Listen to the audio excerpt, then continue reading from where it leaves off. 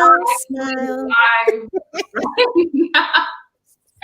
Hey everybody, welcome to Sister Chat. Sister Chat is an edition where we talk about issues that affect the diaspora.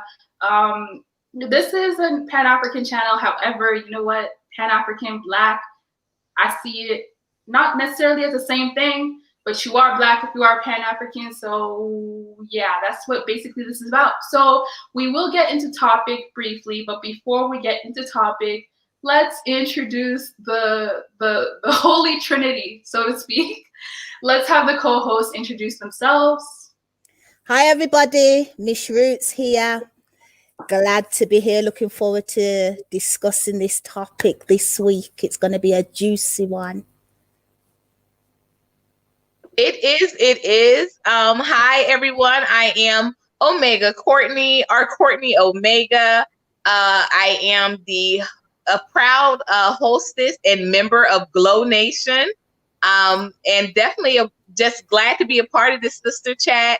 Such strong topics and beautiful sisters to discuss this with no holds barred, with being honest, with being accountable, with being transparent, and just really blessed to be here amongst you three. So Holy Trinity, it is, absolutely.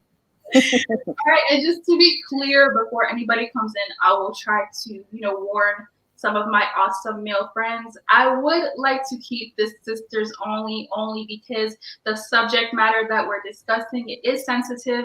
So I would just hope that you guys kind of respect that. You guys can be in the comments. If you males have any comments to add, we definitely will highlight those. Please ask us. But we would like just women to be on this panel just for today. Miss Rootz, you did a lousy job introducing yourself. Do that again. I am so sorry. Was it really bad? Oh God. Okay. Miss Rootz, you didn't big up yourself. You didn't say anything about yourself. Come on now. My bad. I'm not very good at that, I suppose. Okay, so Miss Rootz representing the UK, from the UK. As you know, you should know by now, I have a YouTube channel called Miss Rootz Online Education Sessions. I am a qualified teacher and I like to bring that institutional educational perspective to our conversations. What else would you like me to say there, African Millennial? What else would you like me to say? I'm just raring to go on this topic, to be fair. I'm just looking forward to hearing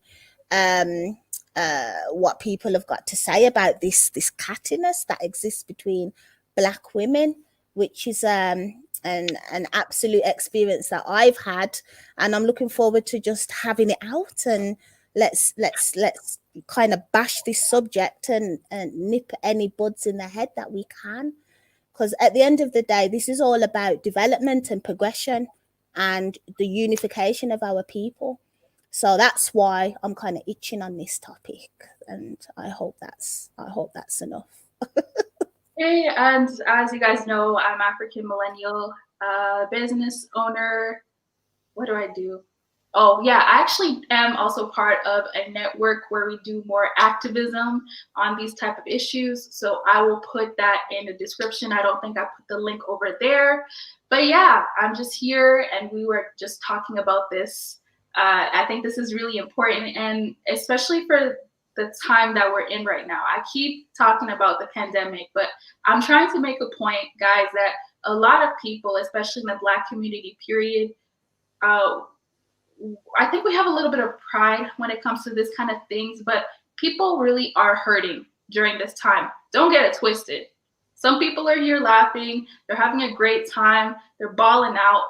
I know some of the terms I use are a bit different, but I could tell you some people have lost their jobs. I'll be straight up with you. I could tell you some people have lost their jobs. Some people have lost their relationships.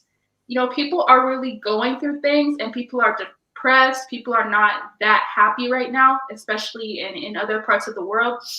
So I want to make a point to build a network. If you are going through these live streams, make a point to either exchange emails, exchange Instagram addresses, just be accessible to someone else. You know what I mean? One good thing I will say about this pandemic is I received a lot of phone numbers, and I'm not a phone number type of person. I'm more of a I'll message you when I message you. Like if I don't know you, I don't really like giving out my phone number. But I mean, I guess it's not that bad if you're vetting who you're giving out your phone number to in the first place. So I've received a lot of phone numbers. I've received more emails than ever, keeping up with my family. You know, I'll tell you guys this. In the YouTube community, if I see you in another person's chat, even though I might not have a certain connection with you, if I notice that you're not in that person's chat, I'll start wondering about you. That's just how I am. So if I'm really cool with that YouTuber, I'll message that YouTuber and I'll be like, hey, have you heard from so-and-so? Are they okay? That's just how I am. And I feel like a lot of us need to be doing that. Like, don't take these chats for granted. You could have actual connections here. You can meet maybe your next business partner. You can meet your life partner. You can meet your new best friend. So please understand that this is also a form of, I guess, kind of activism. And it's also a form of keeping up with each other and holding each other accountable. So yeah, does anyone have anything to add before we actually get into the main topic for today? I think that ties in nicely with this whole notion of sisterhood. It does. Yeah. Yeah, I love that too, because that is something also that I definitely strongly encourage. I said it's very funny how many people are into online dating, but they won't take the numbers for people that they're in the chat stream with all the time and want to connect beyond the boards. Like, how crazy is that? Like, you'll say, hey, I want to date someone I've never seen or met, but when I say, hey, you know, I noticed you live in the same city as me. Can we get up together and have, cocoa or something? They're like, oh no, coronavirus. I'm not trying to meet up. And I'm like, but I saw you say that you're on all of these dating sites, and I'm not imagining y'all are, going to be meeting up to play chess. So, what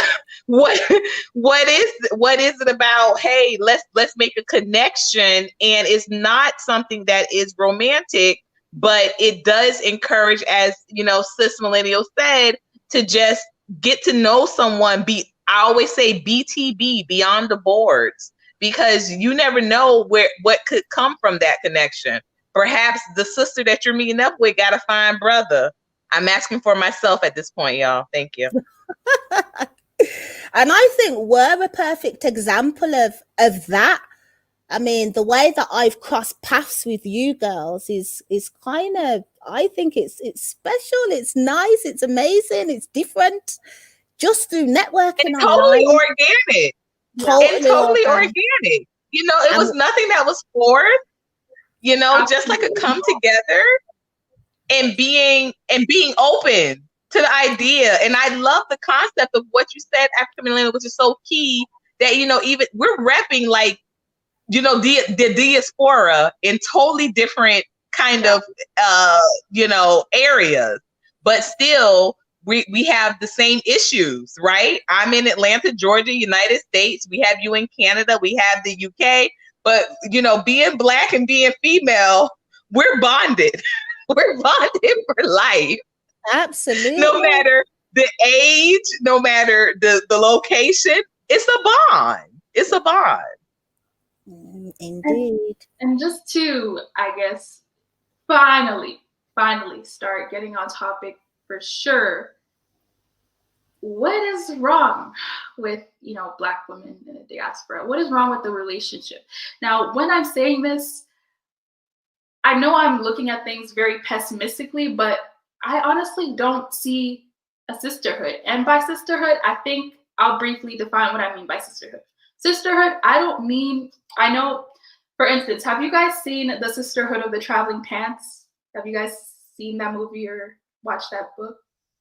I've read the book. I've never seen the movie. And because I knew from the book that the movie wouldn't do it justice. I'm a writer. And so I knew that there were sentiments that were shared culturally that wouldn't be able to be put on media in the same regard, because you know, especially with the one that was supposedly a little overweight. I'm like, nobody is a little overweight still fitting a size 6 pants, sis. Stop playing games. So I said, when this thing was coming to media, when it was coming out as a movie, I said, you know, America Figueroa is she ain't no big girl. You know what I mean? So I didn't want to see it in the movie, but I read the book. I did read the book. And interestingly enough, I tried to get my daughter to read the book so she could understand. Now, I would say the Joy Luck Club, that is a really good representation of female relationships generationally. You know, I like that one more than the traveling pants. Yeah, I wanted to add though that it doesn't even necessarily have to be on that level, because to me personally, sisterhood doesn't even mean you have to be friends. Now, I could be wrong, and maybe Miss Rootz could chime on that a little bit later, but a sisterhood to me is not, oh, we're best friends, so we're automatically a sisterhood. I think that's kind of obvious. Why wouldn't you be a sisterhood with your best friends? Sisterhood to me in this sense it's just the basic not support for each other. It's just the basic being, like, you could have a disagreement with like a Black woman, all of a sudden she's your enemy and you'll hate her forever. I don't really like that, and I do see that in this community, and it really bothers me. Does anyone have anything to chime onto that? Yeah, I think that's interesting, that observation there. And it kind of helps me to kind of break down a current situation that I'm going through. I've recently started a new job, and there is another sister in this place where I work. And I'm the type of person, when I see another sister, I kind of get excited. There's another sister, you know, and automatically I want to, you know, have that, you know, relationship with her. You know, I know what you've been through. You know what I've been through. You know what this is. We're in the Babylon system. We should be able to connect, you know, but unfortunately, this sister has she's kind of expressed through body language and, you know, kind of verbalized indirectly that she's not interested in, you know, creating any kind of friendship, and that's your space and this is my space kind of thing. And I'm like, well, what's all that about? Like, we need to have a sisterhood in this place. Like, this is Babylon. Are you for real? You don't want to, do you know what I mean? You don't want to unite with I and I. So, okay, then that's your choice. But I'm the total opposite. I would have gone in and been been prepared to create a sisterhood. Although we're colleagues, we don't need to be best friends, but just that mutual understanding. You know, we are coming from the same place. You and I are the same. And unfortunately, she's chose it, you know, the alternative way. So you're right there. You don't have to be best friends. You don't have to, you know, go around each other's houses and eat dinner together and, you know each other's families. And you understand what I'm saying? But that kind of sisterhood exists on different levels, in different places, at work, you know, even in the shopping center, or just that support system, knowing that where we've come from is quite a volatile place to come from as a Black woman. How can you not want to support each other? I don't get it, me. I personally don't get it. I hope, you know, I'm making sense there. You're totally making sense, sis. And I will say this: I am team all or nothing. I'm like, either we are sisters, which means you need me, you need a kidney from me, I'm coming through. If I have my extra kidney, I'm coming through. Only thing I'm not going to bear children for you. I feel like, you know, that's something that you've got to experience yourself if you want to experience it. I'm not going to bear children for you, but I'm going to give blood for you. I'm going to give blood for you. I'm going to be for real. Or we are going to be at like two ships passing in the night. It's either or. I can't do the halfway thing because with me personally, the type of personality I am, so I'm the youngest of 5. So I appreciate that everybody's experiences are going to shape their reality. I understand that. But me being the youngest of 5, you know, like even right now, I'm not talking to any of my blood sisters, but I tell you what, they're all on block. But I tell you what, if I get a call right now that says, hey, my blood sister's in trouble, I'm doing everything I can to get there. That's just the way I am. That's the way I am. Like, I may not be able to talk with you and be friends with you, but if we are connected, and I feel like God doesn't do coincidences, absolutely. So if we are connected, and me and my blood sisters are connected by blood, you know, parents wise, I may not feel like we're in a space where I can like chit chat with you on a daily basis. I may feel like you may have some toxicity, as I do. Like I said, literally all of my sisters are blocked right now. And I have a new number. None of them have my new number, you know? But if my dad tells me, hey, your sister is in trouble, your sister needs whatever, I'm going to get there. I'm going to get there and I'm going to do it. I feel like what we're missing in our diaspora, in our community and in our culture, Black women do not have a code. We don't have a code. We do not have a code that we stick to and that we ride with. And this is just an observation that I've had, and it has changed. What I've needed from relationships, especially with female relationships, have changed throughout my years. You know, when I was a teen, first of all, for a long period of time, I didn't think I needed friends because, like I said, I had family members I didn't even get along with. What do I need friends for? So, when I was through my teens, when my early 20s, I just was just like, well, kind of whatever, I have them and I'm glad to have, sisters. I'm glad to have a brother. I have 3 sisters. I have a brother. And I always tell people, I'm the youngest of 5. There are many things I've wished for throughout my life, but being an only child was never one of them. I love the fact that I have, siblings, even if we don't get together as often as, a lot of people would probably expect for families of our magnitude too. I appreciate the fact that I've got other people out there with my blood. I appreciate that. I appreciate that. But the other part of that is that I think that, the reason why a lot of us don't kind of get on this particular code is because, again, with these different experiences, we have a tendency to think of, that's her problem, not mine. That's her problem. That's her issue. She's not cute. That's what she has a problem with getting a man. I'm not going to talk about the fact that my man cheating. I'm not going to talk about the fact that my man is, sometime in me, because I know why she has a problem. She ain't cute.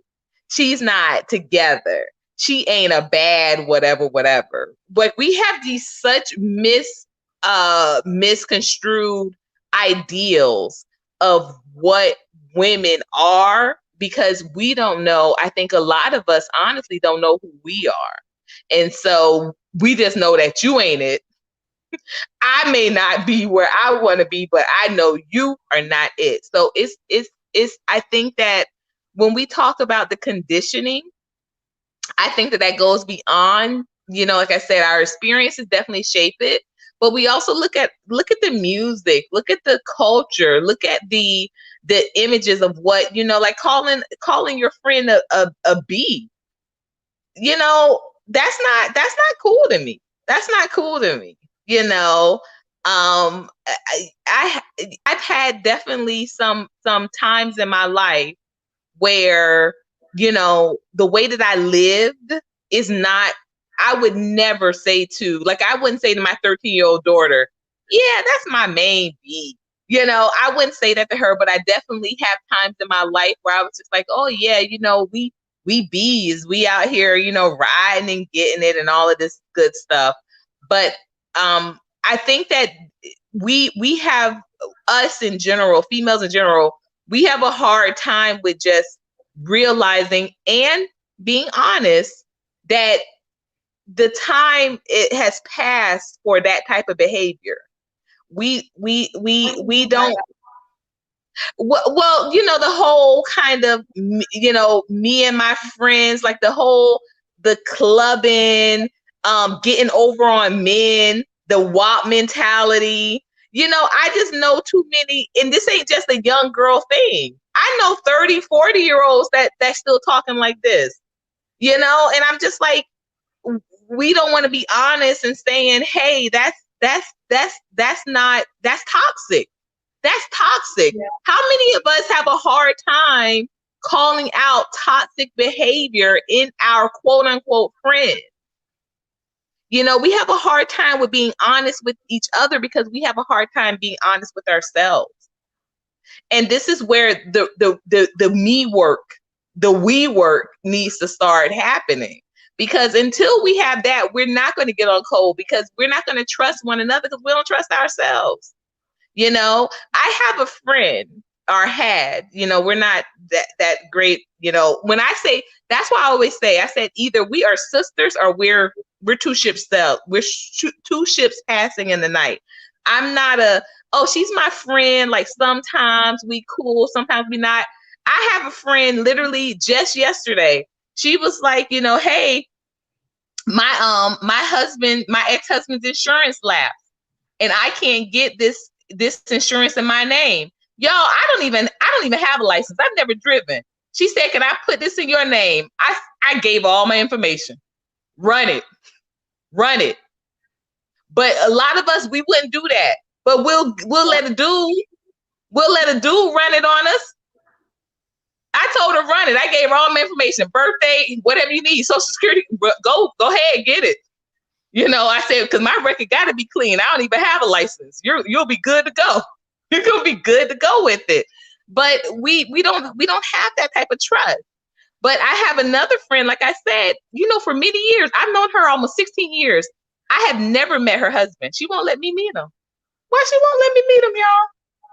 I'm not, and I tell you, I may have had in my past when I was married, as I'm always very honest with, I had, you know, definitely transgressions, but I've never been after another sister's husband or boyfriend. That's never been my MO. But I literally have known her 18 years. I've known her since Philadelphia, since my Philadelphia days.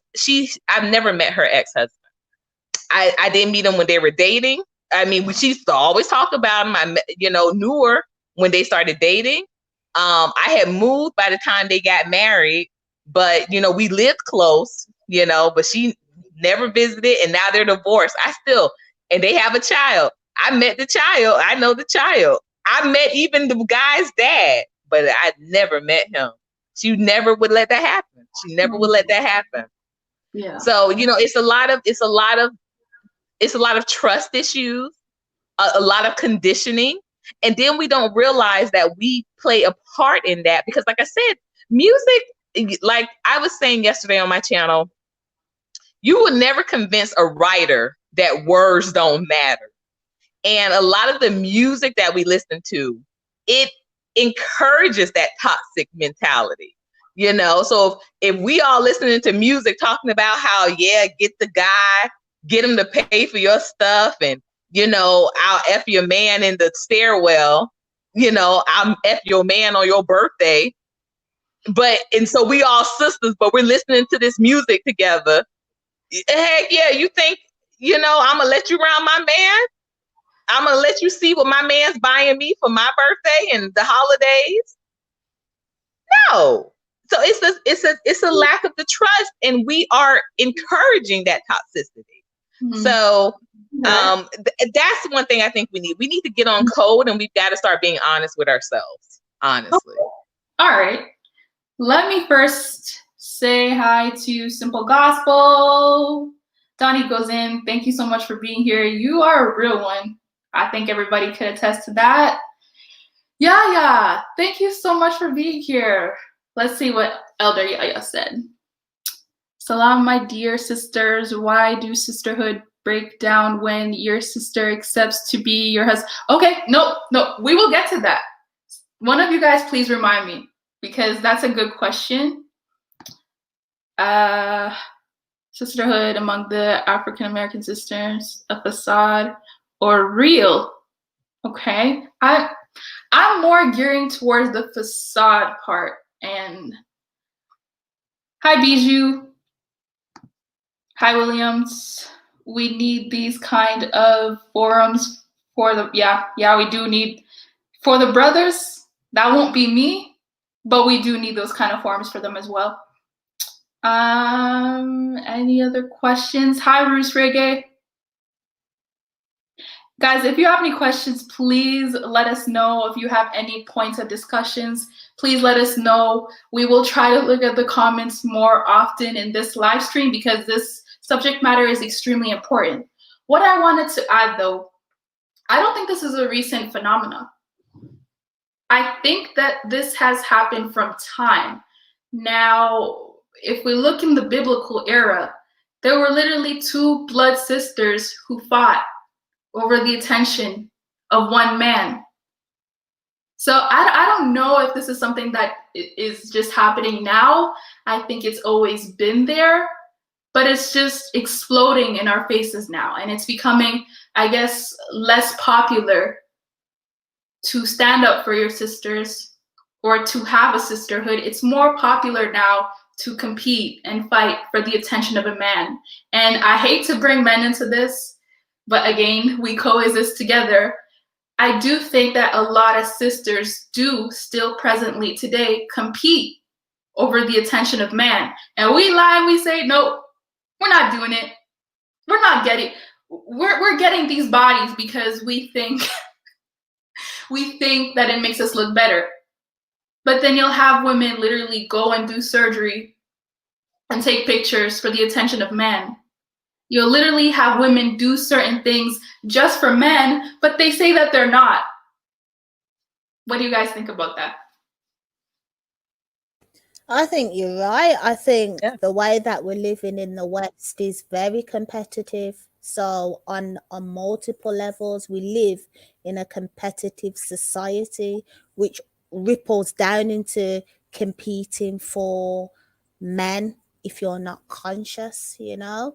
So I think you're right. I think subliminally, subconsciously, women are threatened by other women if in their mind's eye, this woman looks better or she has something that you don't have, or she feels that, you know, you might be more attractive to the opposite. So whatever, I think you bang on with that. And I think it's also natural as well, isn't it?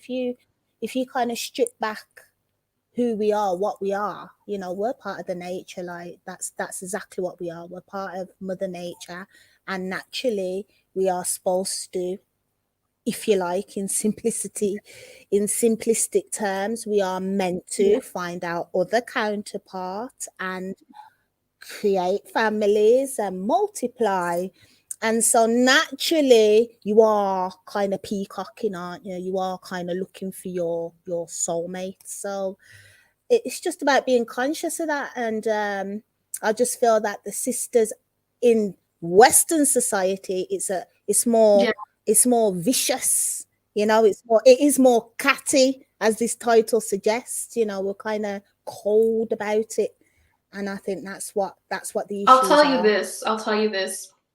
I was speaking to a sister earlier about this, and she was basically saying what you're saying. She said, I purposely don't go for friends that I feel are a physical threat to me.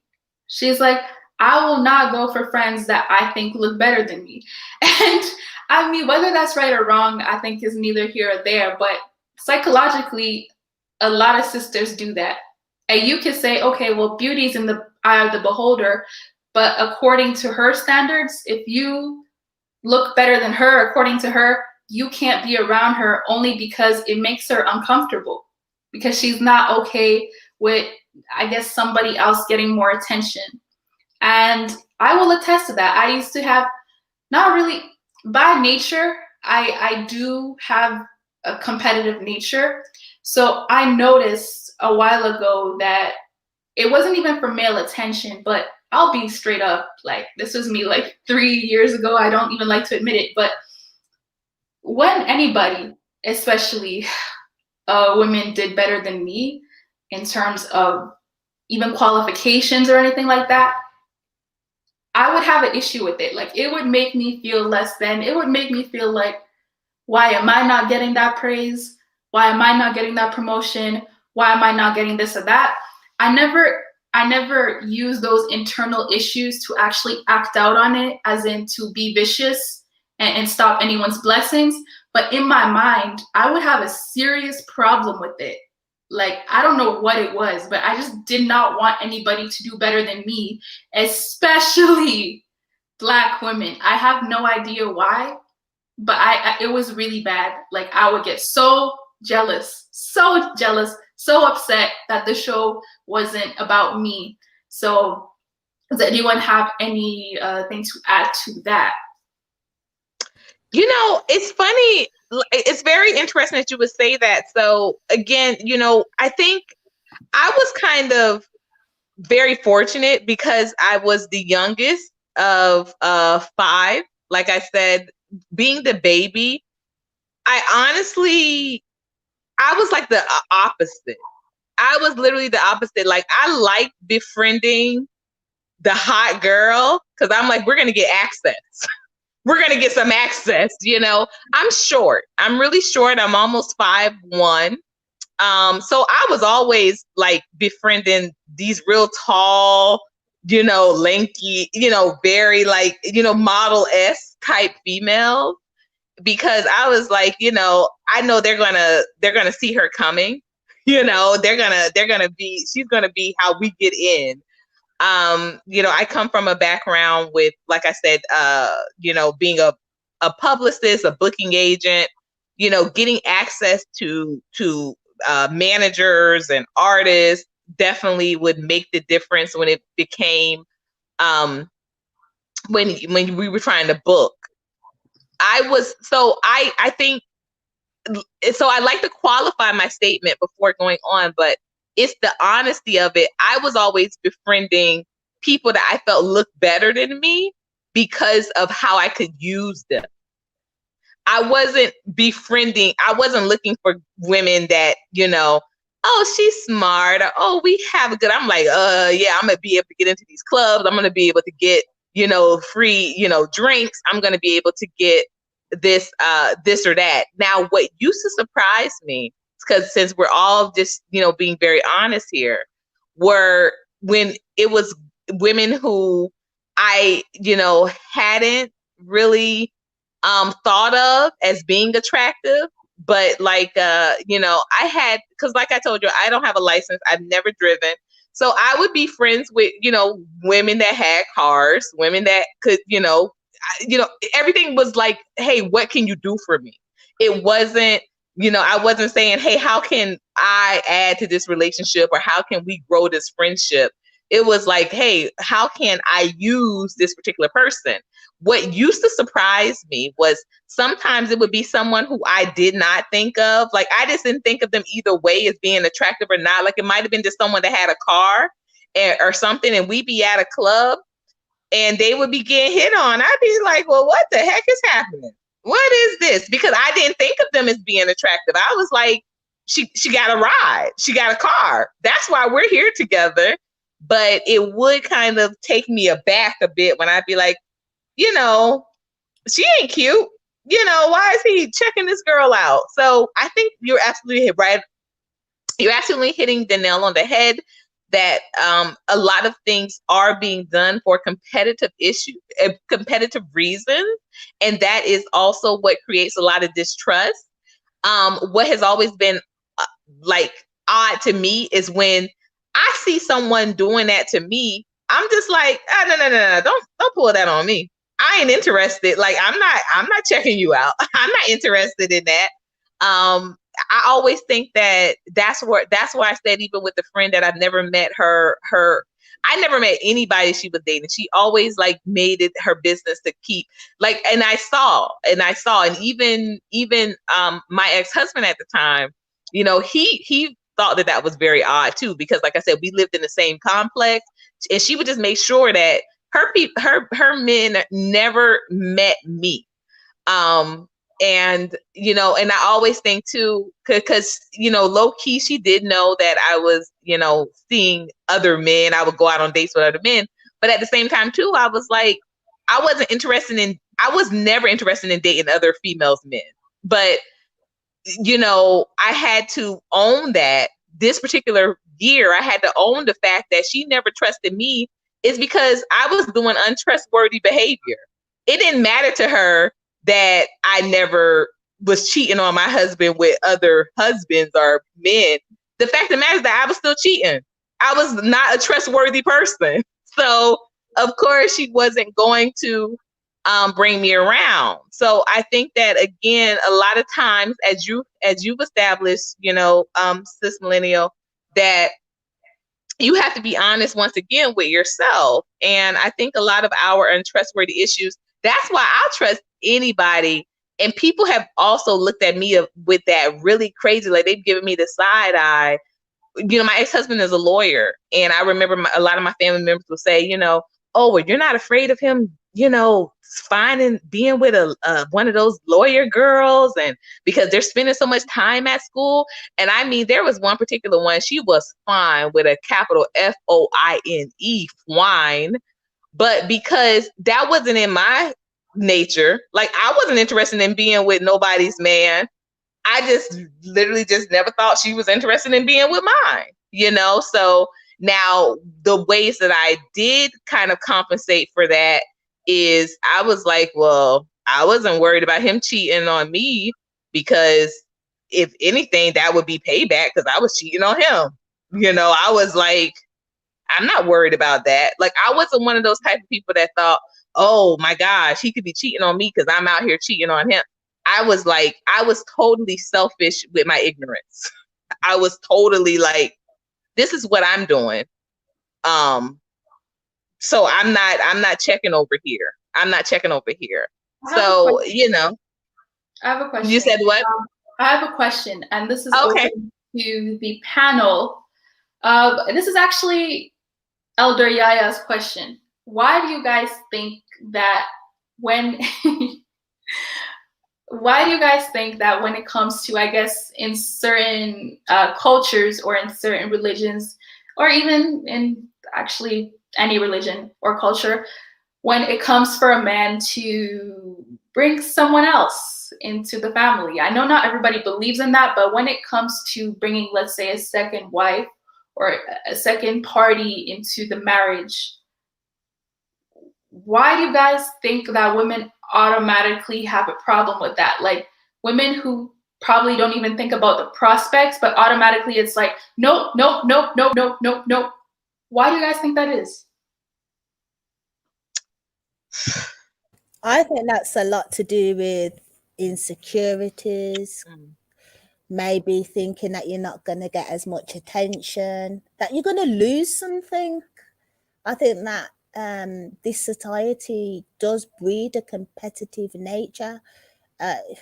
Literally, if you think about the way our education systems are set up, it's set up on a grading system. You know, A is a pass, F is a fail. Straight away, you start to think, if I don't get an A, I'm a failure. You know, we're kind of competing on the salary scale. We compete for jobs, you know, getting shortlisted, even passing your driving test. The whole system's based on being competitive, and it ripples down into our relationships. So naturally, you're going to automatically feel that, you know, bringing a new person into our household is a threat, and that maybe this person's going to take away some of the stuff that you had. You know, that's the way I would kind of evaluate the situation. Well, I'm going to be very honest from my standpoint. I am very not competitive, but what I am is I'm very high maintenance. And I like I'm very possessive of my man's time. I also love, the attention, the affirmation. My love language is definitely attention, affirmations, and physical connection. And I remember reading The Joys of Motherhood, actually, after I had my daughter, and a really good book by Chinua Achebe. And I was like, I totally sided with the main character there, because she had to endure, I believe it was two additional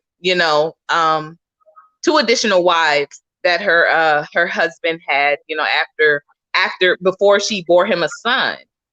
And I was just like, that was the first time where I had in my adulthood really explored the idea or the notion of multiple wives. I was in my late 20s, and I was just like, that just wouldn't work for me. I honestly, I've never had too much of an issue with a competition amongst women, because I just always have I had insecurity issues, but it always was more so with men. It wasn't because I felt like I couldn't hold my own when it came to females. It never was. Like I said, I was raised in a house full of women. So I've seen them bleed. I've seen them stink. I've seen them get beat up by my mom. So I'm like, I'm not worried about females. My insecurity issues have always come with men. I wanted to be pretty to a man. I wanted to be acceptable by a man, but so being in the same household with a woman isn't what really, I think, keeps me from accepting the notion of having a second wife or a sister wife. It is knowing that, yeah, the attention, I need my man's attention. I need my man's attention in that bedroom. I need my man's I need to be a priority when it comes to the finances. I need to be a priority when it comes to his decisions with legacy making. And also it's because it's unfamiliar. My ex, but yeah, well, his parents too, it was husband, wife, and they're still married. And then of course I had my mom and dad. And even though my mom had been married prior to my dad, had never been married prior to my mom. And it was just them, and so this isn't a place of familiarity. So with me personally in that particular area, it's not necessarily because I'm, not feeling like I could hold my own when it comes to a female. Like I've always said, before my daughter, there was only one, what I was concerned with. So now that I've had my daughter, that's just another, what I'm concerned with. But before her, it's never been another vagina I was concerned about. We're women. We all have some type of insecurities, vulnerabilities. I've seen women at their best. I've seen them at their worst. So, that has not ever discouraged me because of that. I just want to make sure that me and my man is my man. So I'm just not into sharing personally. Okay, you're not into sharing. All right. I don't see anything wrong with it. Am I down for it? I mean, I guess because of the way that I was raised, I don't see anything wrong with it if it's done properly. But I don't really want to stay into that topic for too much. By the way, I will drop the link. If you are a woman and you have anything to contribute to this conversation, you can definitely join. I wanted to ask you guys this though. Even aside from that, I've noticed that when Black women do something, see, Black women it's easier for us to chastise each other as opposed to Black men. And that's what I don't get. Why is it that, like, if I'm doing something wrong, why do you have to publicly shame me? And by publicly, I'm not even talking about an online world. I mean, not private. So it could be we're at a mall, we're at a store. You don't like what I'm doing. Why can't you have a convo with me, you know, in private, aside? Hey, this is not right. Blah, blah, blah, blah, blah, blah, blah. Maybe you should change this. Why is it easier for us to chastise each other, especially publicly, with a lot of vim, meaning with a lot of power? Why is it easier for us to do that as opposed to anybody else? Not even just a Black man, but someone who's not a Black woman, period. Because like you guys talk about sisterly love, but I don't know how with love you're able to publicly chastise someone if you don't agree with what they're doing or what they're saying. Yeah, sis, you know, I often question that because I'm quite a positive person. I like love and I like happiness and sharing and talents and beauty. Like I thrive off all these kind of things. But for some reason, my sisters thrive off laughing at each other or watching people suffer or, you know, watching people fail. I personally don't get it, but I see it happen. Like people are waiting for someone to slip up, and when they do, they find it funny or they get some kind of buzz off it. I don't know what that is. I don't know whether that's because it makes them feel better. It makes them feel that they're better than that person. I don't know whether that's the ego that needs checking. All I know is it's a disease and it's not healthy and it makes me cringe. Like I don't like that look on other women. I see that and straight away I don't want to be a part of it. You know, I don't like when people laugh at each other or, you know, for instance, I'll give an example. If a sister's, you know, got her hair sticking up and she doesn't know, or there's something stuck on the back of her shirt, or, you know, she's got something on her face, I'm the type of sister to be like, yo, sis, and I'll pull you to one corner and I'll flatten it out for you, or sis, and I'll pull it off your clothes, or I don't want you walking around like that. I don't want no one to laugh at you. Whereas another sister will just make you walk around with that all day.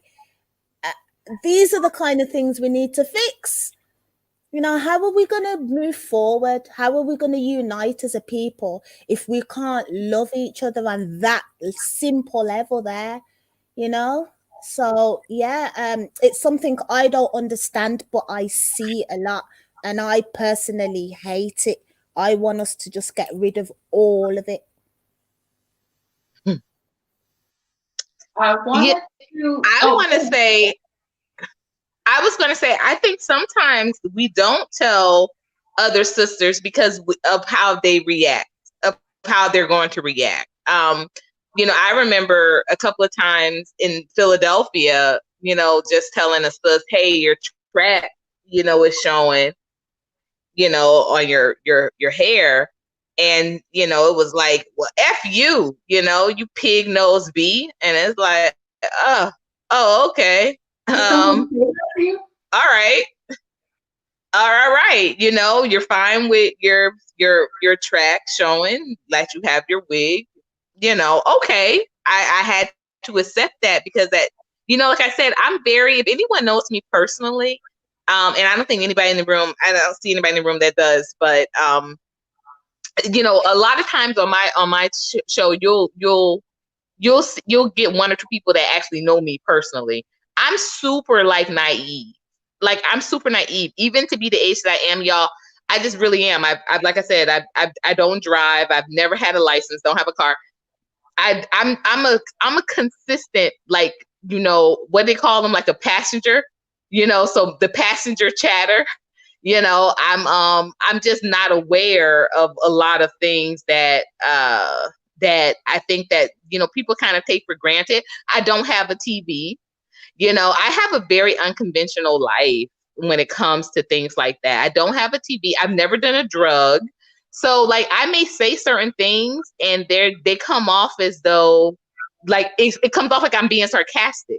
but I'm not. It's just, you know, that's just my nature. So I think sometimes that's the reason for that. Now, I will say this. I've been in a situation where I have told someone, hey, you know, there was some menstrual, you know, on them. And, you know, like, hey, you know, you're bleeding. And I remember this one girl, we weren't even friends. Like, we were nowhere close to friends. Like, we had a mutual friend. Like, we were both very good friends with a mutual friend, but we weren't friends at all. And I noticed when she got up in class, we were in class, and this was in college. I noticed when she got up that she had, you know, she was bleeding, she was leaking. And so I said, hey, you're leaking. And she was like, oh my gosh, I don't have a jacket. I don't have anything. And I said, I'll follow you. I said, let's leave out. I said, I'll walk behind you to your car and I'll follow you out. And I followed her out. I walked behind her to her car. Don't y'all know, y'all? She got in that car and drove off and left me right there in that parking lot. I was like, okay, you know? So that's the reason why, too. I said, like, that was just like, you know, I'm like, yeah, she's nervous. So, you know, she's just trying to get herself taken care of. But even at the time, like, I knew where she lived as opposed to where I lived. I lived closer to campus. I could have given her a change of clothes at my house. You dropped me at your house. So sometimes we as Black women, we as a people, but definitely we as Black women, we cut off our nose to spite our face. You know, you're so busy trying to take care of you. You don't realize that if you would have taken care of me, I could have taken care of the both of us. You know, I could have given you a change of clothes, some pads. We could have come back to campus. We could have come back and continued class, you know, but she got in her car. She left me there in the parking lot. You know, I was like, well, you know, it was just weird. So I was like, I was kind of stuck for a minute. I don't think I went back to class. I think I might have gone to the mall or something. I just blew off the rest of my day. But I was thinking the whole time, because I knew she had a car, I was like, oh, we're going to go to the car. You know, she knows where I live. We're going to go to so through my whole thinking also, I think that sometimes we need to think beyond, hey, how is this affecting me? And you make it about we. It's us, you know. But do you guys think that this has something to do with, because, you know, even if, you know, I have a lot of continental African family who watch this, shout outs to you guys, but irregardless, do you guys think that this also has something to do with our history as Black people? I don't want to say that word, but you guys know what I'm talking about. Like, do you guys No, I think that you were right when you said this comes in scripture. This is just women. I don't think that we have a monopoly on this. I know plenty of, you know, I've had the experience of going to school around, you know, white people and Black people. I've seen plenty of just nasty, catty behavior from white women. I've seen them literally, you know, the girl will leave the bathroom and they laugh about how they're both sleeping with the girl's boyfriend. You know, I've seen, you know, them clown each other. I was on a dance team in high school, and, you know, just all types of everything you can imagine would happen. More so I saw from white women than I did from Black women, you know, because it was only a few of us. It was only a few Black girls on the dance team, but it was a lot of the white girls. So I was more exposed to their culture than I was even to, you know, our own. Because, you know, like Miss Rootz, you said something very profound in your opening statement, which was this true for the kind of tends to be the way if you are one of few Black women in any type of setting, whether it is work or whether it is like in my situation, like I said, it was a dance team. The thing of it is, instead of people being like, hey, let's all couple up because there's only a couple of us, they really be like, no. You know, Gabrielle Union talked about this. She spoke about this because she went to an exclusive, you know, school. And she was saying when another Black girl came to the school, she could tell the Black girl wanted to be like, hey, you know, it's a Black girl, let's couple up. But she said she had worked very hard to establish herself as not being Black amongst white people, that she didn't want to just naturally be expected to be friends with a black girl when a black girl came.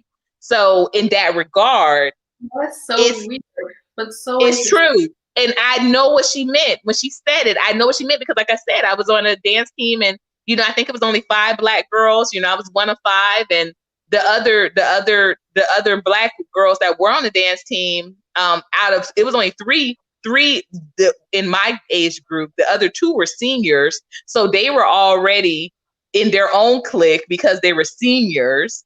So the 3 of us, they weren't like naturally gravitating to me. Only one of those girls gravitated towards me, but the other ones were like, so I ended up being more friendly with the white girls. And like I said, I saw firsthand how they talked about each other. So I knew how they were talking about me. That's another thing that I was very prevalent on. I knew if they talked about each other that way, I knew what was happening when I left the room. Absolutely. I think women are just naturally catty.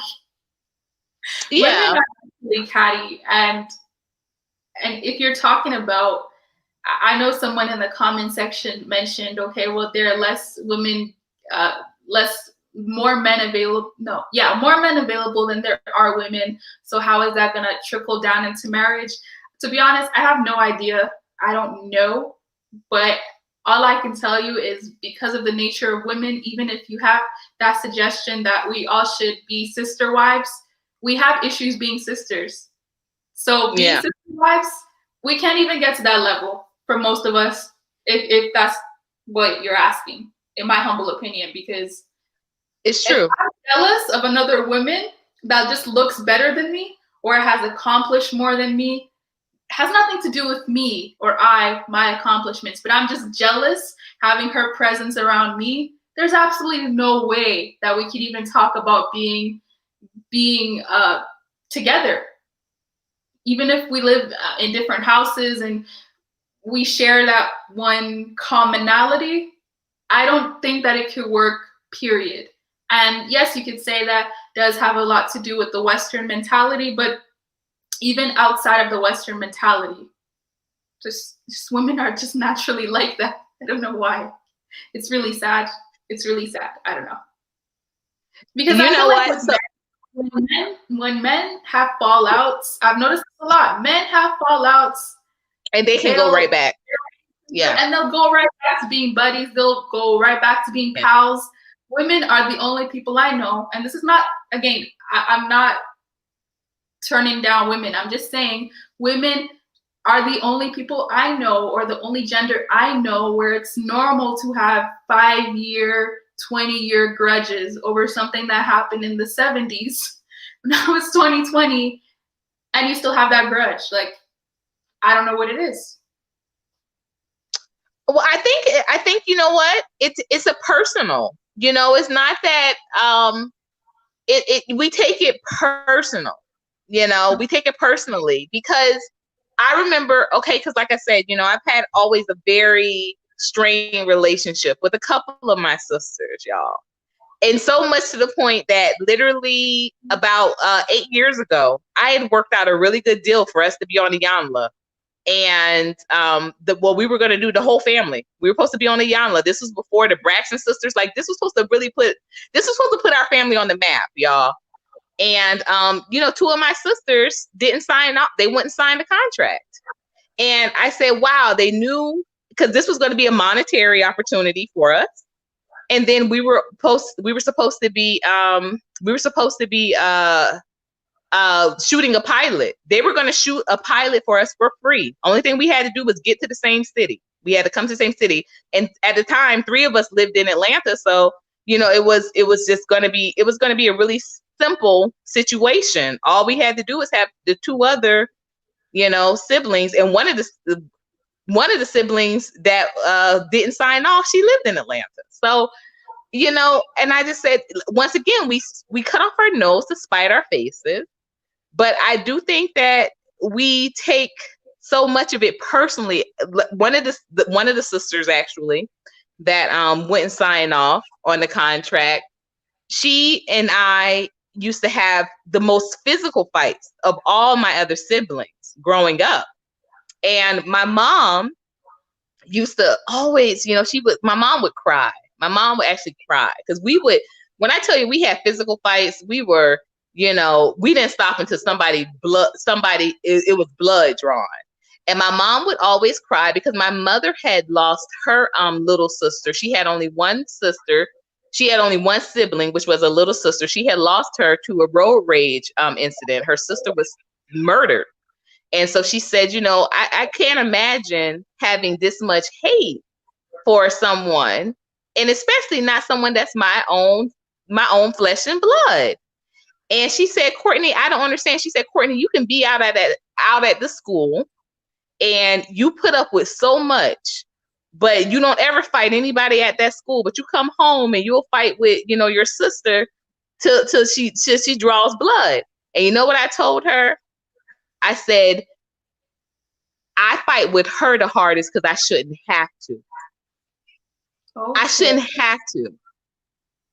At the school, they don't know me. So they can say whatever they want because I've always had a problem, like I said, with my looks. Having thick lips wasn't always cute, and even with having weave, the girls were always very mean about when are you going to get your hair done again? Because as y'all can see what my natural hair is. So when braids would start to get a little growth, a little new growth, they'd be like, oh my gosh, get your hair done, get your hair done. And it was always an issue, with do your hair, do this, do that. And I had a horrible time in high school. And so during this time when I would come home, because my sister was 4 years my senior, so times when she was home from college, we would get into these really bad fights. And like I said, my mom would be so hurt from them. But that was the difference. I said I shouldn't have to come home and hear the same shit, excuse me, that I hear while I'm at school. I should be able to come home and my home should be a place of peace. But she's saying the same stuff. She's saying the same things. She's being mean. She's talking about my looks. She's telling me that's why I don't have a boyfriend. Things that, like I said, because I was never worried about no female. It was always the men with me. Things that she knew were things that were important to me. She would be talking about that's why I didn't have this or that. And, and I just, we would get into it. And to this day, she still is the sister that I fought the most with physically. And, it's unfortunate because we were the closest in age. But we fought the most. It's personal. And that's what it is. It's like, Miss Rootz, African Millennials, sisters, we know what we go through as women. So why would you try to do things to make it harder on me as a female? You know that, what I'm up against. You know what I'm up against. So why do that to me? Yeah. What do you have to say to that, Miss Rootz? Yeah, gosh, I think you got some gems there. I think with regards to the sibling rivalry, your sister knew what buttons to touch. She knew how to cut deep, and I think I've experienced that. I've got 4 brothers also, but they would do the same. They knew how to press the button for me to just turn into an animal. But that's just because we love each other as well. So there's levels to that. But out there, I mean, when we reflect on what we were talking about with my colleague, I think there's levels to that as well. As you say, she would have worked really hard. I mean, I don't know how long she's worked there, but as you say, she would have worked really hard to get herself into that clique as the only Black woman at the time. And she is the total opposite. Like I'm unapologetically Black. You know me. I walk around with my dreads and my anchor, my beads and my crystals. I'm repping all the time, and so she would feel threatened by that because she's the exact opposite. She rocks the weaves and the nails and all that kind of thing without being generalizing. Sorry if I'm offending anybody out there, but she's got that kind of swag and that kind of she carries herself in that way. So she probably wants them to know that she's not like me. Like, that's a black woman. I'm not like that. I'm not that black. I'm like you guys. And that's all to do with finances. And but what's transpired is I'm actually, you know, like in a better position than her. I've got a higher position. I'm actually making a better salary than her and all these kind of things. So I'm there breaking all these stereotypes. And, you know, when I see them laughing at her, which I've seen them do that, you know, she'll walk in and they'll laugh at what she's wearing and all these kind of things. And I've already put it out there that you can't laugh at me. Like, they already know that I'm not that chick. So it's a shame. It's a shame, you know, and you pick your battles, don't you? And I think going forward as a sisterhood, as you say, like a lot of us even in this chat are making plans to go back to the continent. That's how I've even linked African Millennial, because I'm on my way back to the continent. That's where I'm going to be settling. And I know a lot of people in this chat room are heading to the same place. And this is the opportunity now for us to iron out some of these creases so that when we do head back home, we can start fresh. We don't bring this dirty baggage back to the continent with us. If we're going to create a new way of living, then now is an opportunity for us to be having these conversations and leaving the crap here. And that's what I'm seeing this time as being. That's why I'm even involved with these lives. I mean, gosh, you guys have probably worked out by now that like the camera and being live and broadcasting is not even my forte. Education is, but I'm doing this because I feel that it's an opportunity now for us to just sort things out. And if I have to feel uncomfortable and if I have to put myself out there, then I'll do it because it's necessary. And that's how I feel about the current situation, the whole YouTube community that's being built. And not to cut you off, but before we get into the next segment, I'll tell you guys this, because sometimes I just say things and I stop, but I'll tell you guys this. I find it hilarious. Don't put any names in the comment section only because there are co-hosts here. If it was just me, I wouldn't mind, but don't put any YouTubers in the comment section on this topic that I'm speaking about right now. I find it funny how if you are following this whole YouTube drama, I find it hilarious how it's instigated mostly by women. We have a couple of men in there, but it's mostly women going at it with each other. That's a representation of us as well to other people. So I get the whole aspect of defending your honor, but the whole back and forth beef is mostly represented by women. So I just find it hilarious. It's interesting to me.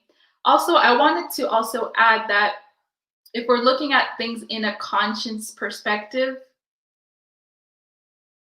the women, and I'm not feminist, I have to always put a disclaimer, I'm not, but the woman is actually so much more important than the way that she's represented.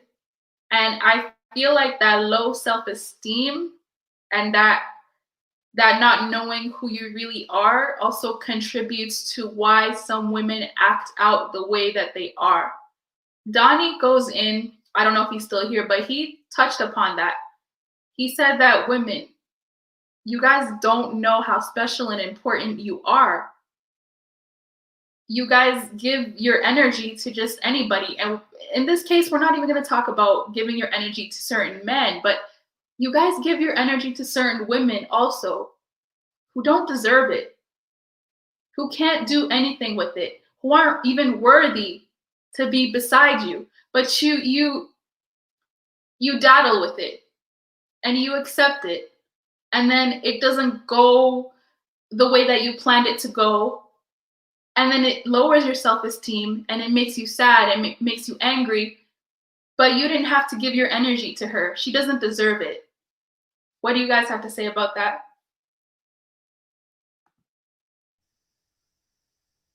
I I definitely agree. I think that, I just think that, like you said, it's not even about us giving it to women or men exclusively. It's about just giving it away in general, to letting it eat up any mental space. I love that quote. I follow Zaza Ali, and I don't know what, I tend to protect that space, and protect my energy. I do not do a lot of those drama channels. So I don't know what beef is going on. I know that there is a constant beef that goes on in the manosphere kind of realm. But as far as like any females and female battles, I'm not for sure. I will say this. I know that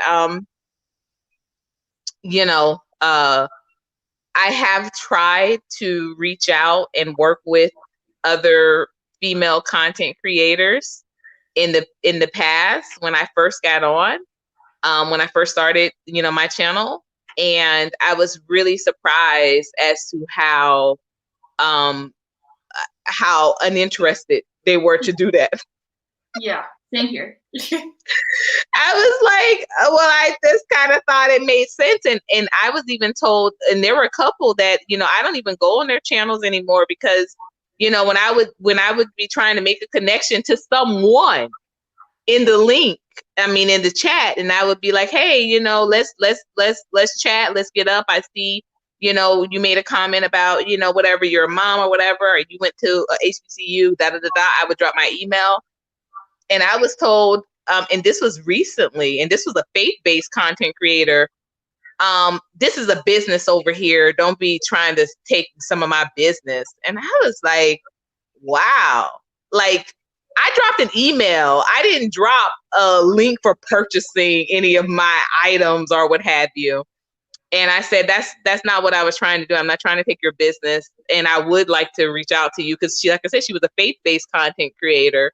And I actually wanted to have her on my channel. That's why I was there, even on her stream. And she was like, "Oh, well, just email me then. Don't give your email out to other people in my stream. This is my stream, and this is a business." And not only was I like, I was hurt because, like I said, y'all, I'm very sensitive and naive about a lot. But I was really furthermore disappointed because I did email her right away, and she never wrote back. So it's like, okay, so it was like, not only did you shine on me, so to speak, but you also weren't truthful with you being interested in having any type of relationship, other than, I guess, just paying for some of your services. Because yeah, nothing else manifested. And I think that it is something to be said about going where you are celebrated and not just tolerated. And sometimes, honestly, unfortunately, sometimes that's not with sisters that look like us. Like I look at certain sisters and I'm like, oh, it would make absolute sense for us to do something together. We have maybe the same phenotype. We have some of the same background. We have some of the same, familial ties, where of how we were raised. And they feel like maybe they have like a Lonnie Love type of a mentality where it can only be one funny girl, one funny Black girl, regardless of it being all this shmoney out here.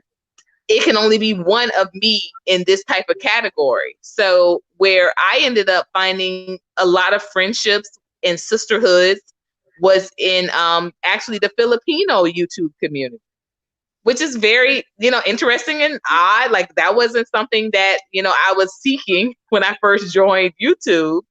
But a prominent Filipino content creator took a look at my channel and really liked it, and she started promoting me to her networks, and that really touched me. that really touched me, because this was something that I had asked of with, you know, within my own community, own culture, own diaspora. And unfortunately for the female, the swirlers, I was too much of a mule and a mammy. And then for the you know, pro-Black sisters, I was not harsh enough on, you know, convicted enough with bashing men. But, you know, I was too hard on, I wasn't hard enough on holding women accountable, or I was too I was too hard on the women, and I wasn't bashing the men. So I really just didn't fit in with who I thought, you know, I matched with intellectually.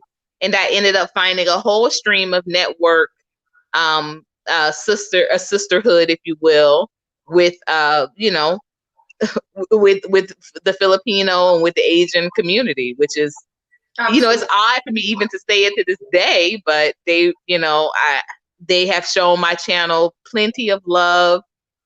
They email, they're consistently contacting. Part of your own community, right?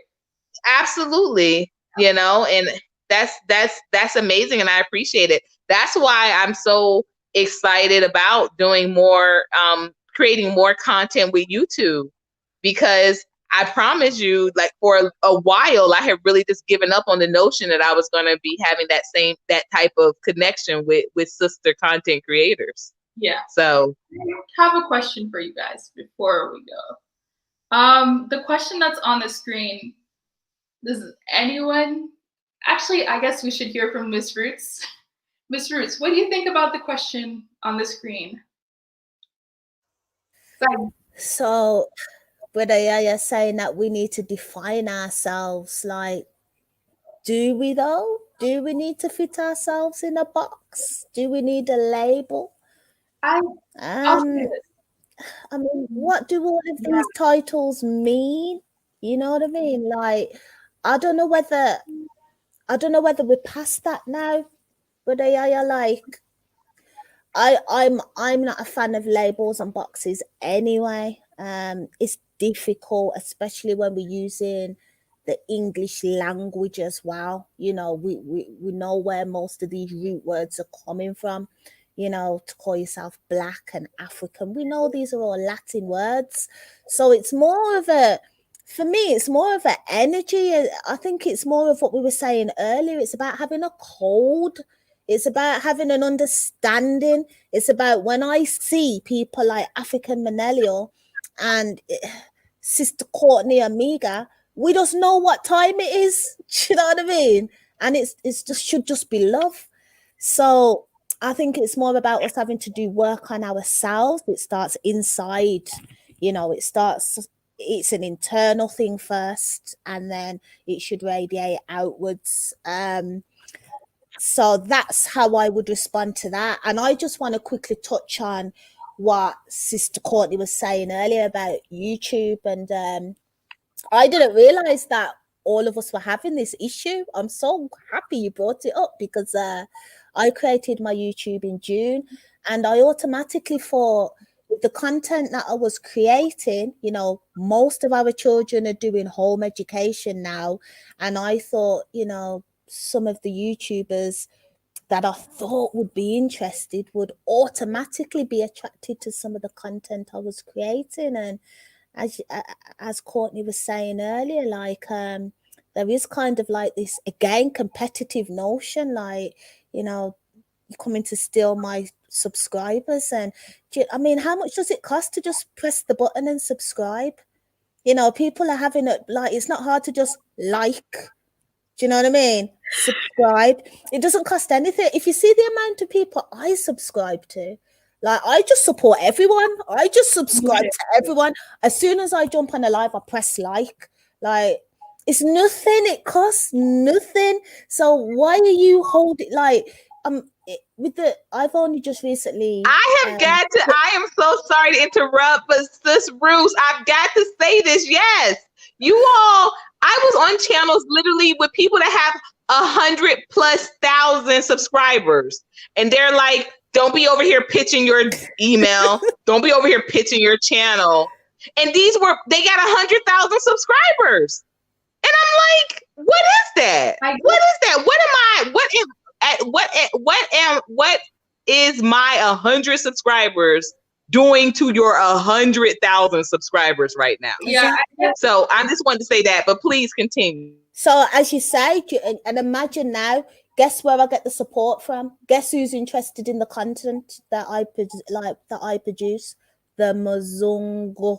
Imagine they're the ones that are emailing me saying, we love your content and, you know, we want to support you. And I'm like, look at this. Look what's happened tonight. Our own people are the problem.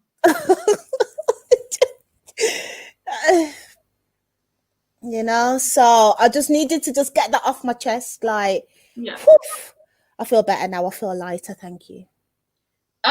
So before we do end the conversation, I did want to quickly touch up on,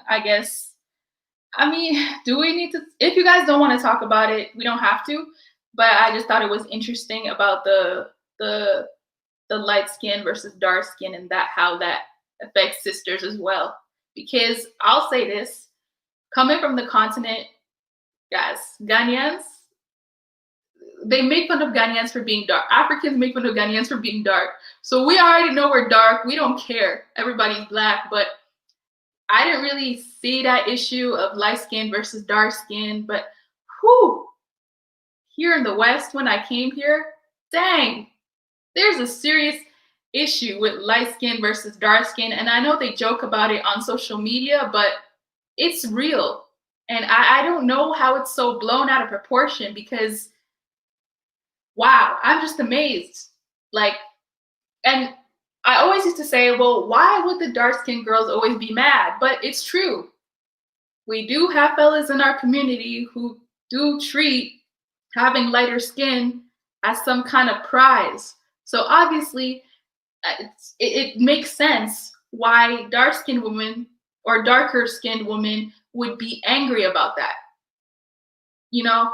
So what do you guys think about that?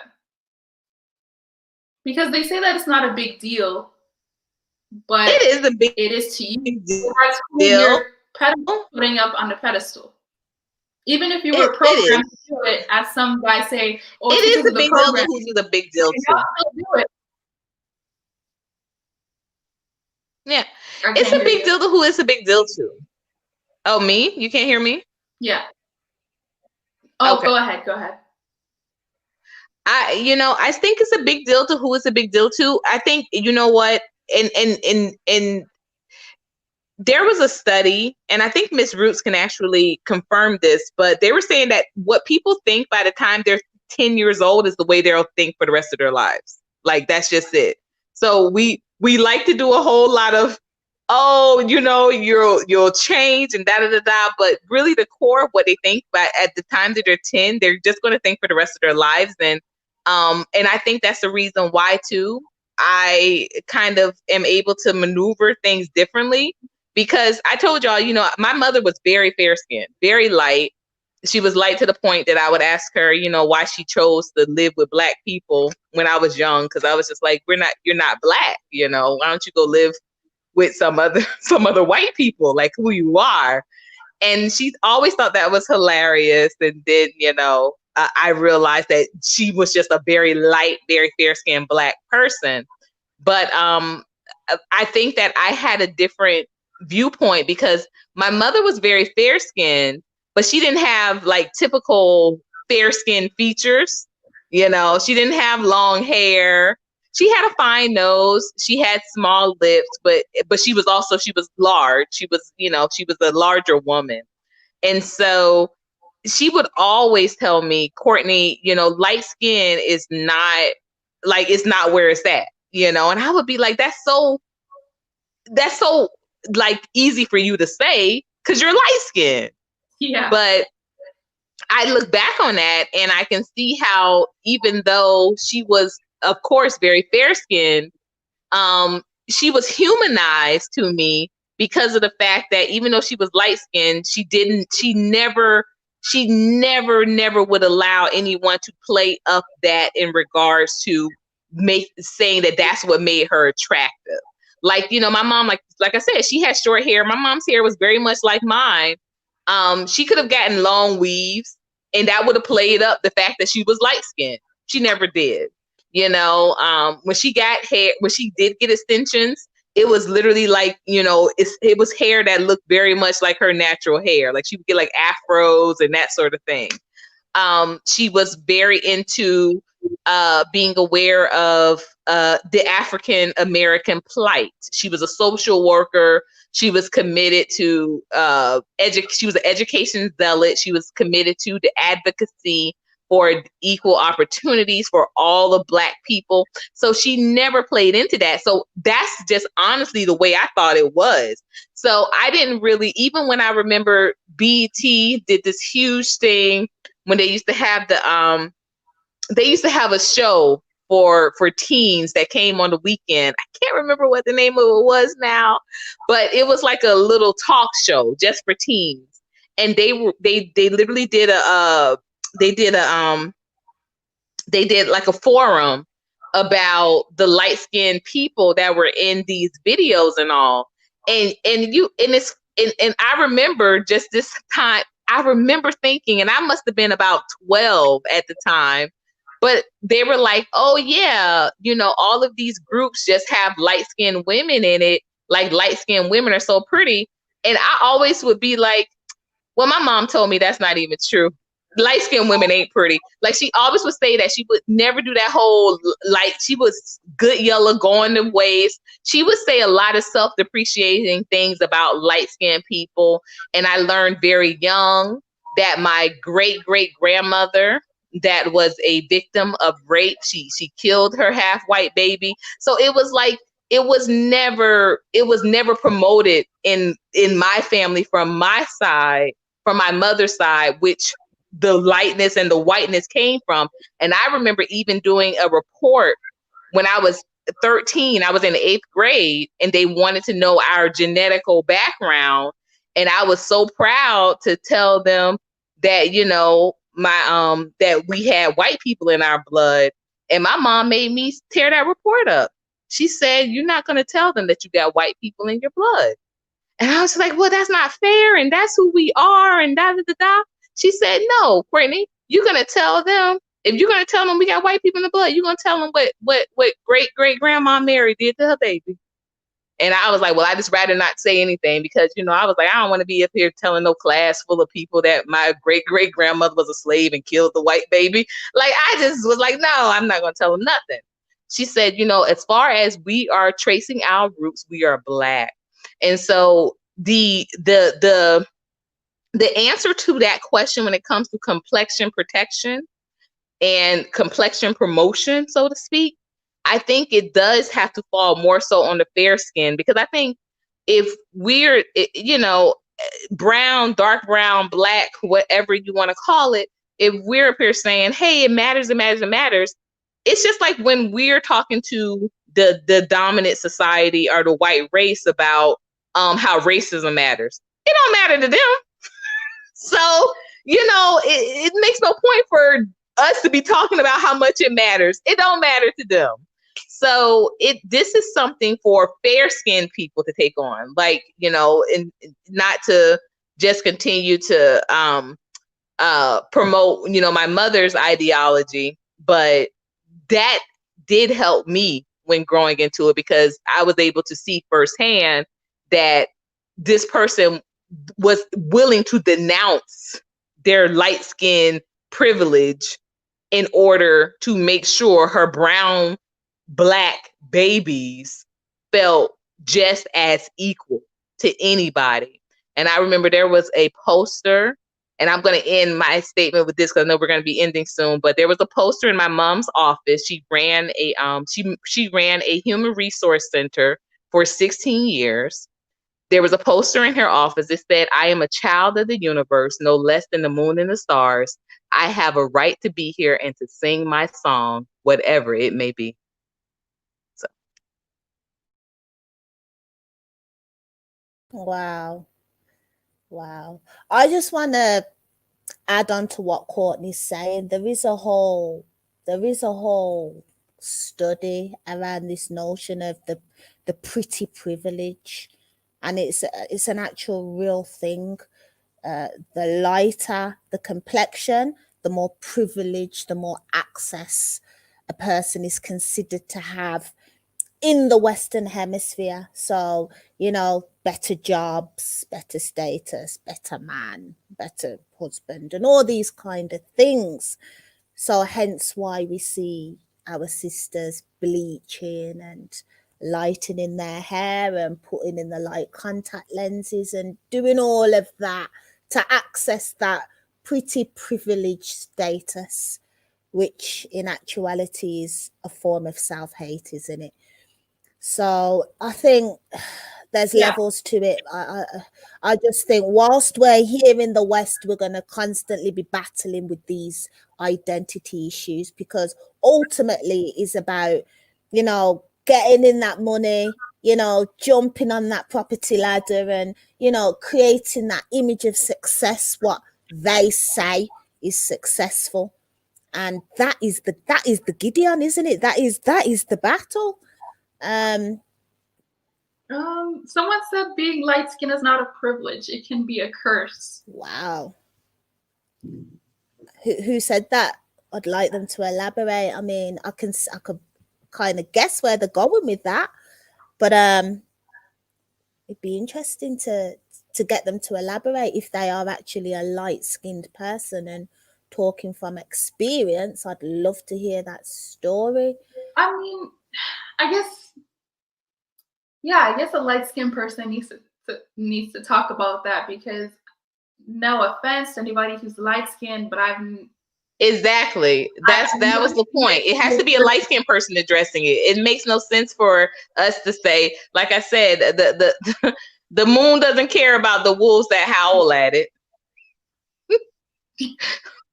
Okay. Come on. We can't be around here a bunch of wolves talking about what's happening with this moon. This moon is all up there acting high and mighty. Let's see what the moon got to say. Let's see what the moon got to say. Did you elaborate on that comment? I'm just gonna wait for that. But before, there was another comment.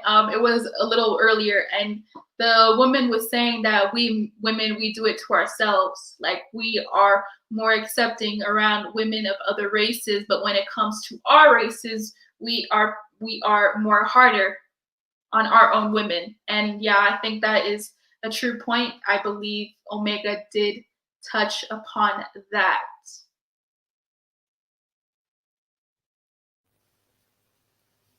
So we're going to go through a few of these comments before we wrap up. We've got an interesting comment here by Yaya saying he would like us to explain why our sisters have problems adapting once on the continent. I can talk from my experience. Yeah, I'd like to hear that too. For me, it's a case of being able to go back to a simple way of living, the simplicity. When I go back to the continent, it's easy for me. Like, I don't mind living very simply. You've got to kind of have not these high expectations that you have in the West, and be prepared to just go with the flow and to just really slow down the pace and, kind of rest back and watch and learn, as opposed to jump in and try dominate or try have it your way. Or I always find when I'm in Africa, I'm learning. Like, I'm watching the sisters and I'm just observing things, because it's new. I'm there to learn. Like, the culture's very different and I want to be a part of that. I want to leave this behind. Do you know what I mean? So I think that when we come from the West, most of us are going over there thinking we can bring the West over there with us, when it doesn't work like that in Mama Africa. Like, most of the things, even some of the clothes that you're going to try and bring over there don't work. Do you know what I mean? It's too hot to wear them, or the sun bleaches them out, or, some of the shoes that we wear, the roads, them shoes are not hacking it over there. Do you know? It's a total different way of living.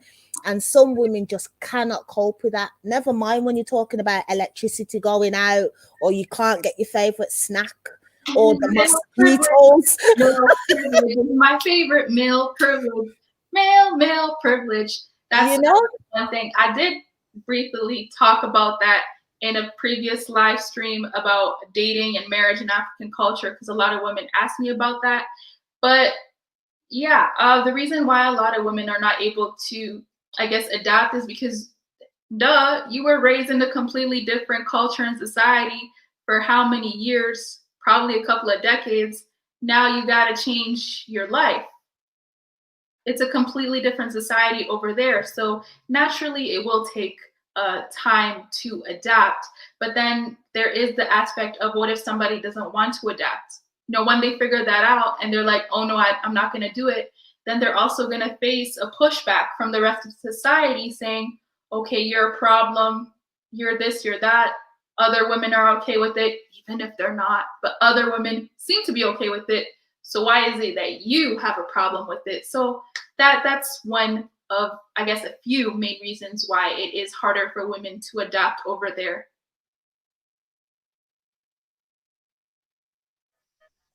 Well, I'm looking forward to going. I pray that I'll be able to take my first trip back to the motherland this upcoming year in 2021.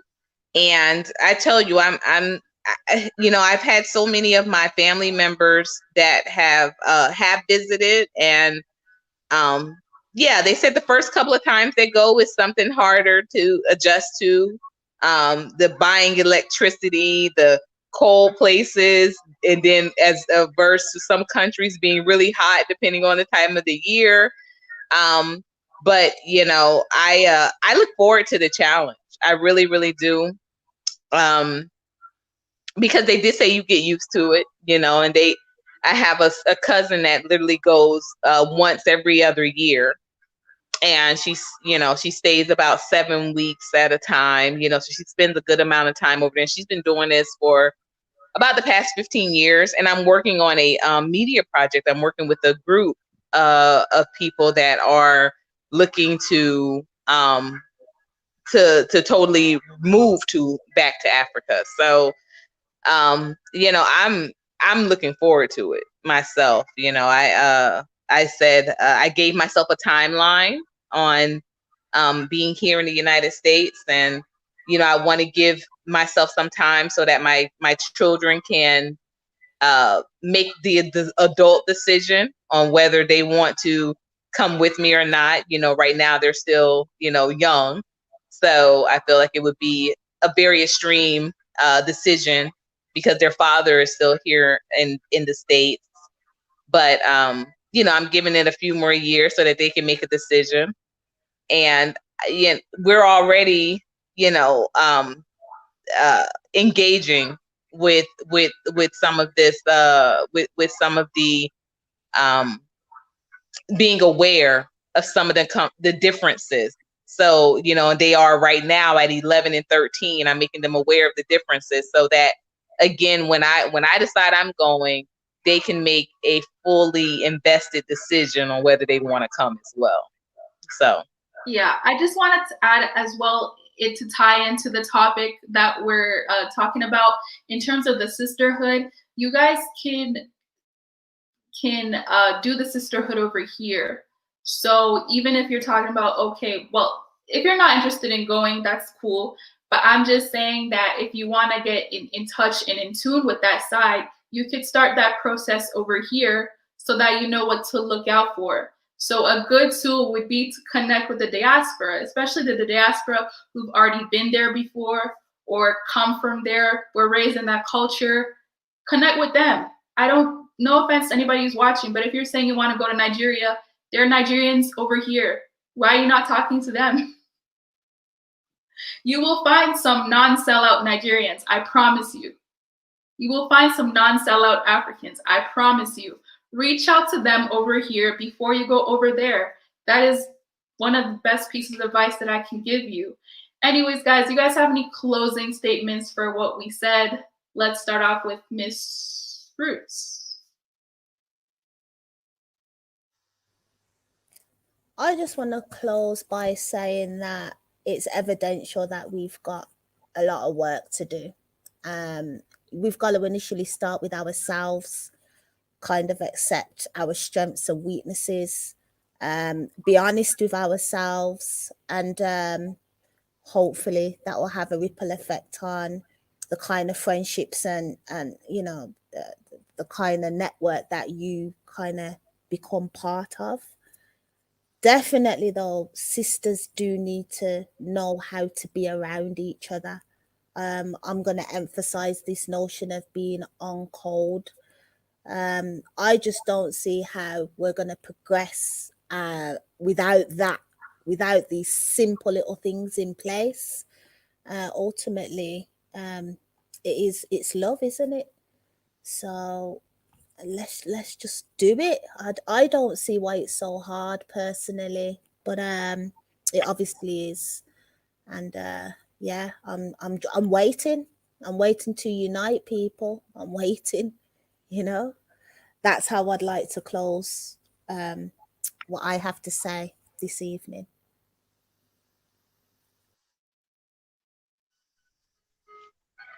Definitely great. Always great sentiment. It's been a real pleasure again, dialoguing with both of you ladies as well as the chat. I agree 100%. Miss Rootz, it starts with us. It starts with us. Absolutely. I think we have more problems with projecting than we do with presenting than what we think or believe. We project a lot of the same things that we despise, detest, and disagree with. So we have to be accountable in our own hypocrisy. We have to be accountable with our own lack of awareness, and we have to be accountable when it comes to the progress that we are making. You know, I honestly feel like the biggest teacher, the biggest critic that you'll ever have is yourself. It is yourself. And so I'm always open for dialogue and discussion. I am I like to call it, I'm an accountability partner. I'm not an accountability coach. I can't teach you how to care enough about your own honesty with yourself, but I can definitely I can be an accountability partner. If you tell me, hey, Courtney, I want to lose 10 pounds this month, you know, I can definitely hold you accountable. I am that type of friend. The same way that if you tell me, hey, I want to get my LLC up and running this month, don't call me and think that we're not going to have a conversation about what have you done to make sure that happens this month as well. So I'm always available and accessible. You can find me on my channel, Omega Courtney, or you can always email me directly. I'm groupglowup@gmail.com. And for the fortunate few, I do share my phone number. Again, I do not provide access without invest. Yeah. So to get access, you must invest. And there are definite ways to do that. Right now, I am promoting my debut novel. And I think everyone in the chat, as well as on the panel, that has supported that venture as well. So again, thank you also again, African Millennial, for inviting me on to be a part of this very poignant and profound discussion. And not only to be a part of the discussion, but to be a part of the ever growing search to create and execute solutions. So thank you again for having me on. No problem. Guys, if you guys have any topic suggestions, please be free to let us know in the comment section when this video uploads, or you can actually let us know right now any topic suggestions for the upcoming weeks. We do have a couple coming up, but we want you guys also to be involved. I also want to thank everybody in the chat for being here. Really appreciate the engagement. And for all you people who are not watching, who are watching but are not commenting, I love you guys too. You guys are awesome, even though I wish you guys would at least say hello, because I've noticed that there's some people who are actually subscribed. I don't know that they're subscribed because they never say anything. But I mean, you're awesome. Love you. To talk about this topic, I would like to add that, you know, there was a sister that came at me and she was like, you know what? Your Pan-African ideology is stupid. It's not important. It's not needed. And I said, you know what? At the end of the day, it's an ideology. Okay, it's an ideology that I have, but that doesn't mean that I don't identify with Black. I 100% identify with Black. Okay, I've had some conversations with some people in the States, and they think that, or they believe that Black just means that you're Black in America. There are Black people across the whole world. There are 3 Black women on the screen right now, 3 different countries, 3 different cultures, but we all go through the exact same thing. So if we're talking about unity, I'd say one of the first steps is to realize that these nationalities, they're just nationalities, okay? I can understand what a melanated sister goes through in China, in Europe, in Afghanistan, in Nigeria. I can understand. So if we're talking about a sisterhood, if we're talking about an actual sisterhood, it doesn't just have to be, oh, I'm Jamaican, you're Jamaican, we're best friends, and then screw all the other Black people out there. If you're telling me that you actually believe in the Black woman sisterhood, it has to start with your family, has to start with your workplace, real life, and also the relationships that you have with other women, okay? Irregardless of culture, because I understand Black people have different cultures, but we're still Black, and we all go through the same things. I could be cool. In fact, I am cool with a lot of Black Muslim people. I'm cool with people who are Black and believe in African spirituality. They're my sisters as well. So that's all I wanted to say. You guys are awesome. Thank you so much for everything. And we will see you guys same time, same place next week. Bye.